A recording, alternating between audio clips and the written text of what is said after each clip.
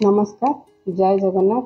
बहुत दिन है नॉनवेज कौन वीडियो अपलोड कर नी तो भाविली चलतु आज कांधिया रस देकी चूना माछर गोटे तरकारी बनवा जो आपण मैंने बनई थे कि थे कांधिया रस देकी एमती बनातु तो रेसिपीटा बहुत ही बढ़िया लगुच आ बनईकी आपंकर फीडबैक निश्चिंत शेयर करेंगे।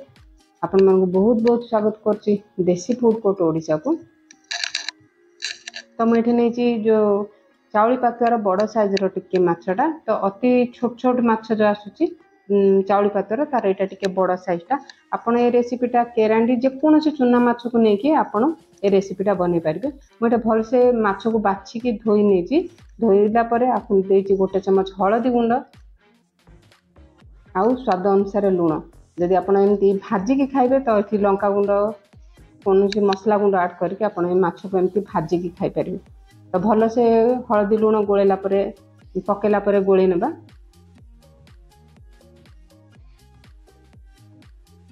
ताकू 10 मिनिट रेस्ट रखिबा। तो ये माछ को बनवाई मुझे सोरिष तेल नहीं जो आप जेकोसी चूना माछ जिते आड करेंगे तेलटा को बहुत जोरे गरम करने जमती गरम कले तल माछटा माछटा तले लगन। तो ये बहुत गरम है तेलटा मुझे माछ आड करनेली टिके मुझे तरकारी सहित बनवाई मु तेल ये पकई नहीं। तो गोटे मिनिट माछ को आम हाई फ्लेम रे छाड़ला माछ को उल्टेबा जे माछ भांगीबनी।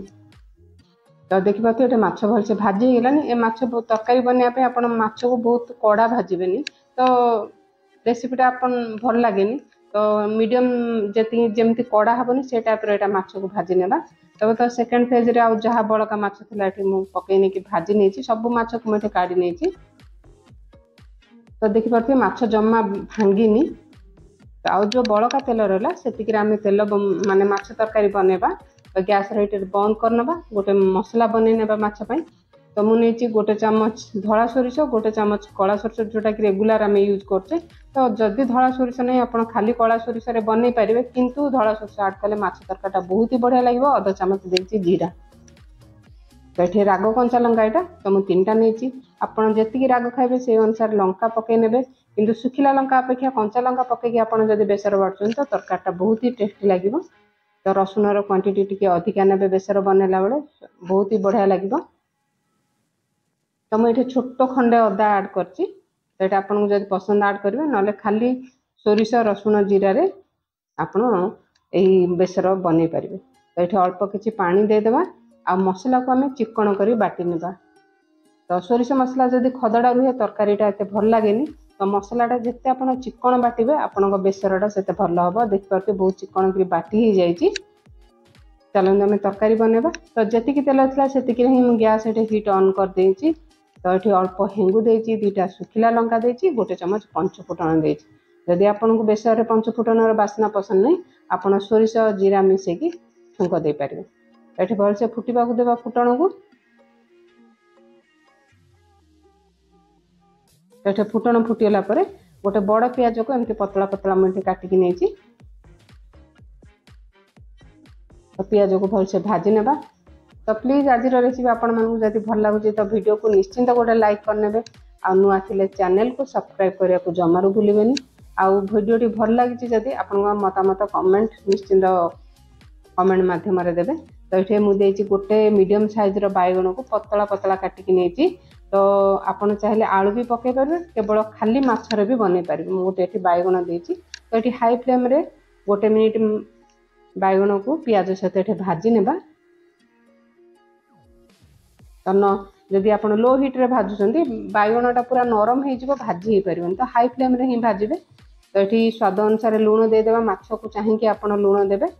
तो कम ही देते पछरे चाहिए आप अलणा होता आड करेंगे कि लुणी होते तरकारीटा भल लगे। तो ये आउ गोटे चमच हलदी गुंड देती काश्मीर लंका गुंड गोटे चमच देती। तो जदि आप अधिका राग चाहते तो आप राग लंका गुंड दे पारे ना फाड़ फाड़ कंचा लंका पकई पारे। तो ये गोटे बड़ साइज टमाटो को लंबा लंबा काटिक पकई ये 2 मिनिट लो फ्लेम रे आम कभर करना।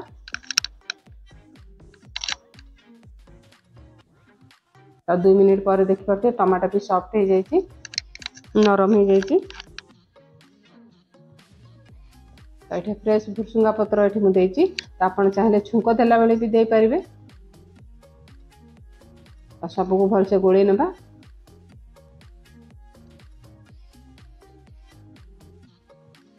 एठी जो सोरस मसला आम बाटिकी रखी एठी पकई नहीं तो देखा तो मसलाटा बहुत चिकन करी बाटी तो जार धोईकी अल्प पानी भी एठी मुझे देती तो सोरस मसला को आम बेसी कषानी तो मीडियम हिट रे 3 ରୁ 4 मिनिट आम मसला को भलसे कषि नेबा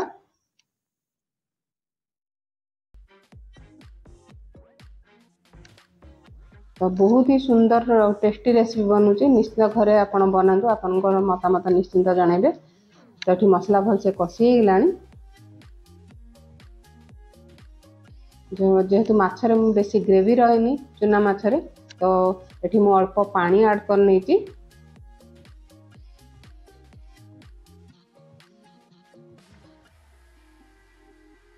तो फुटापी हाई फ्लेम रे कभर करने जिते फुटी जीव गैस हिट आम लो करके 2 मिनिट आम बॉयल होगा देवा जमी ग्रेवीटा भलसे फुटब ये देखिए 2 मिनिट ये फुटला पर जो माछ भाजिकी रखी ये आम पकई नेबा तो आपण भी ये प्रोसेस रे बनातु आपणकर भी माछ तरकारी बहुत ही स्वादिया बनब